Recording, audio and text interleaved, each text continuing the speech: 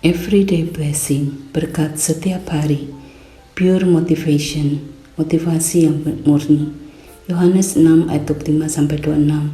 Ketika orang banyak menemukan Dia di seberang laut itu, mereka berkata kepadanya, "Rabi, bila manakah engkau tiba di sini?" Yesus menjawab mereka, "Aku berkata kepadamu, sesungguhnya kamu mencari aku, bukan karena kamu telah melihat tanda-tanda, melainkan karena kamu telah makan roti itu dan kamu kenyang." Setelah peristiwa itu, mujizat Tuhan Yesus memberi makan 5.000 orang. Banyak orang mengejarnya ke seberang laut.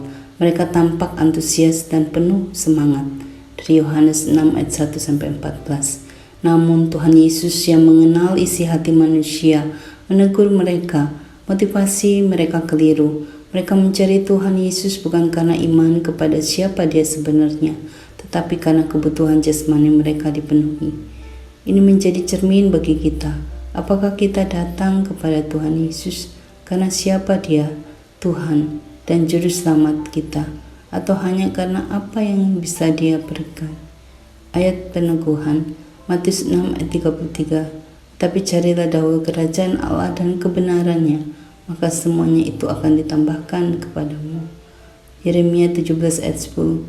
Aku Tuhan yang menyelidiki hati, yang menguji batin, untuk memberi alasan kepada setiap orang timpal dengan tingkah langkahnya sesuai dengan hasil perbuatannya. Lukas 9 ayat 23. Setiap orang yang mau mengikut aku, ia harus menyangkal dirinya, memikul salibnya setiap hari dan mengikut aku. Ada kisah tentang seorang anak kecil selalu mendekati ayahnya setiap kali butuh uang jajan. Tetapi ketika sang ayah sedang sakit, anak itu justru menjauh. Sang ayah sedih bukan karena kehilangan uang, tapi karena kehilangan hubungan. Hubungan yang hanya berdasarkan manfaat itu rapuh. Begitulah Tuhan ingin agar hubungan kita dengannya bukan semata-mata karena berkat yang kita cari, melainkan karena kasih dan pengenalan akan Dia. Tuhan tidak menjadi alat untuk mencapai tujuan kita. Dia adalah tujuan. Awethauser. Yesus tidak datang untuk menjadi penyedia kebutuhan kita saja, tapi untuk menjadi seluruh hidup kita.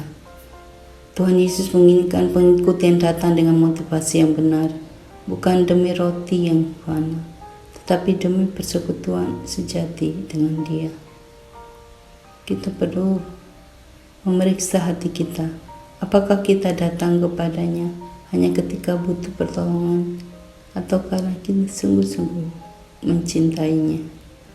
Misi kita, hendaklah iman kita bertumbuh dari iman yang dangkal pada iman yang dewasa, yang mencari Kristus karena siapa Dia, bukan hanya karena apa yang Dia bisa beri.